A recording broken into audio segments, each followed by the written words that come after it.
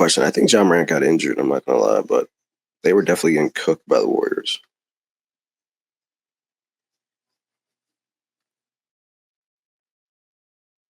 Now, who do they need to make the face of the league? Who should Stephen A. be talking about day by day? Is Ja Morant? Can Ja Morant become one of those guys in Memphis? In general, I think our advice to the league would be just put all of your stuff behind Ja right now. It's a good bet.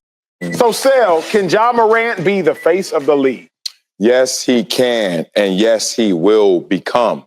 He is one of the best players in the league. He is top 10, and he still has a legit chance to be that guy for the entire NBA if he continues to play at this level. Shawty is the face of...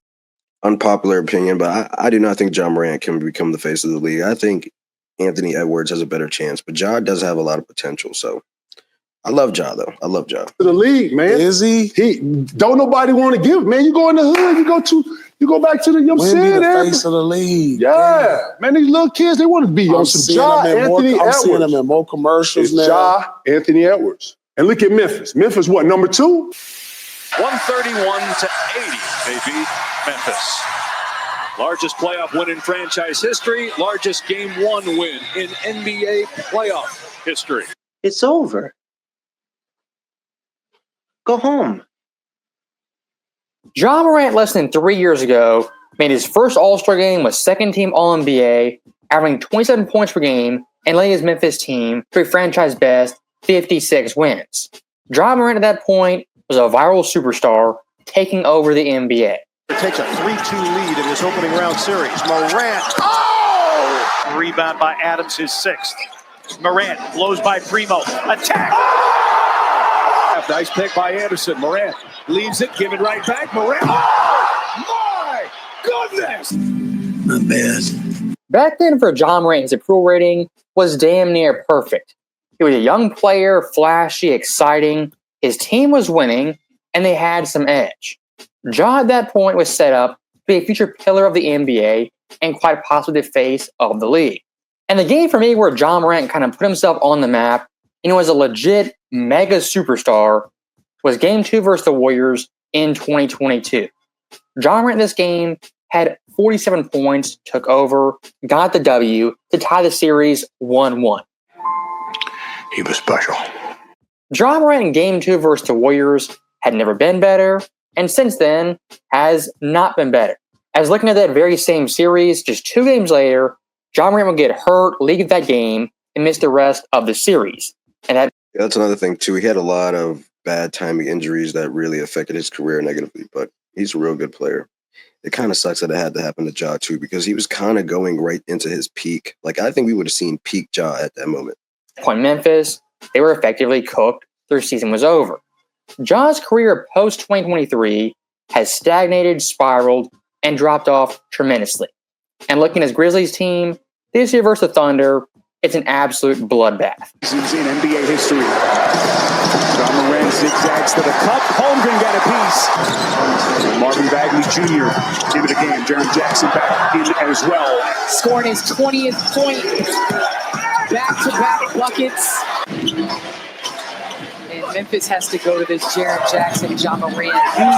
Damn! Oklahoma City this series, they looked invigorated, hyped up, tons of energy. What they look like is Memphis 3 years ago. Memphis nowadays looks depressed, uninspired, like they're running in quicksand. This Memphis team next year, their quote-unquote big 3 of Jackson, Bane, and Ja Morant, that's not going to be together next season. I can guarantee you that. But the big-time question is, which of those guys is leaving? If you ask me who I send off, it's actually Ja Morant. And hear me out.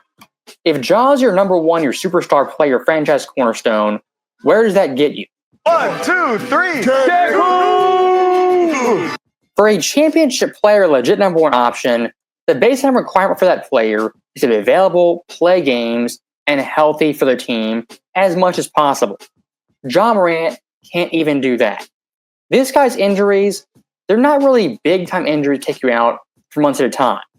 Ja's injuries are knick-knack injuries, like a finger, a pulled muscle, hamstring, shoulder, just these nagging injuries that go on all season. And looking at Ja's past 3 seasons, 2025, only 50 games. The previous year, 9 games due to suspension, but also injury. And 2023, only 61. The most games Ja's ever played in a season came back in 2020, his rookie season. This guy routinely doesn't crack 50 games, 60 games, and never has cracked 70. For a franchise superstar, that's simply unacceptable. And if you want to talk stunted growth, look at Memphis and New Orleans. With their two best players always being hurt, always being injured, the team around them, those guys are always in limbo, some nights playing 30 minutes per game, then the next night only playing 15. If you want to build continuity to be a championship team, you can't have your role players or co-stars one night taking 10 shots, the next night 20 shots, then back to 10, and then 20 shots for 2 months. When you do that, the rhythm of the team gets completely thrown off. With Ja Morant as the number one option, that's a virtual guarantee every single season. Guarantee! And looking at Ja's actual game, when it comes to his biggest weakness, some might say defense. And look, I get it. He's slim, slender, doesn't really provide much resistance. I understand that. But for me, Ja's biggest weakness as an individual is actually his jump shot. And looking at this year's playoffs, they're daring him to shoot threes and shoot anything outside the paint. And of course, Ja this postseason has failed miserably. Shot clock at 5 for Memphis. Deep three, and it's an air ball from. I agree with that. He definitely needs to fix his jump shot. It's kind of sad seeing, too, considering that you would assume they shoot like 2 million threes per fucking year. But, I mean, I feel like this year he's improved on it a little bit, but it has always been a struggle for Ja. Morant. Oh, but it just shows the depth of the Thunder. Morant misfires deep three. And then quickly attacking once it comes out to the perimeter. Hell no! And looking at Ja's numbers over his career off pure just jump shots, 2020, 41%, 21, 36, 2022, 38%, 23, the exact same thing, and then 25, a tick lower. Ja Morant as a jump shooter has gotten worse the longer he's played. As a perimeter player or guard, being in that 36-38% range, that's pretty dreadful. If Ja had a legit jump shot, not even just a three-point shot, but a mid-range game where he could pull up, shoot that elbow jumper, that would help his game infinitely. Of course, makes him harder to guard, but health-wise, would be a big-time benefit. I would even go further to say if Ja could kind of shoot like Anthony Edwards, he'd be way more effective. I mean, they both have speed, they both have versatility, and they both got hops. But if Morant could shoot better, like he'd be unstoppable. Ja's game right now, he has really 2 go-tos. The first go-to, attack, straight to the rim. Of course, doing that, some big-time highlights and dunks, and acrobatic layups. But of course, the downside, given Ja's frame, hits the ground routinely, takes tons of punishment. For guys at Ja's stature in their mid-20s, I mean, they can do that almost every night. But of course, as they progress, get older, taking that contact, that punishment, it breaks them down season by season and game by game. Now, looking back at this year's postseason, when it comes to Ja versus SGA, right now this debate, it's non-existent. SGA, the far better player on both ends, more efficient, better jump shooter, really better at everything except flashy highlights. 3 years ago, it was the exact opposite. And comparing both these players, their offensive values, I think it is pretty shocking. Look at Memphis with Ja on the court. Their offensive rating is 118.3.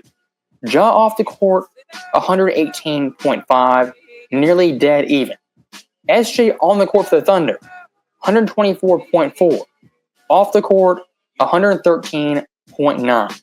SGA by the numbers is 10 times more valuable in offense than Ja Morant.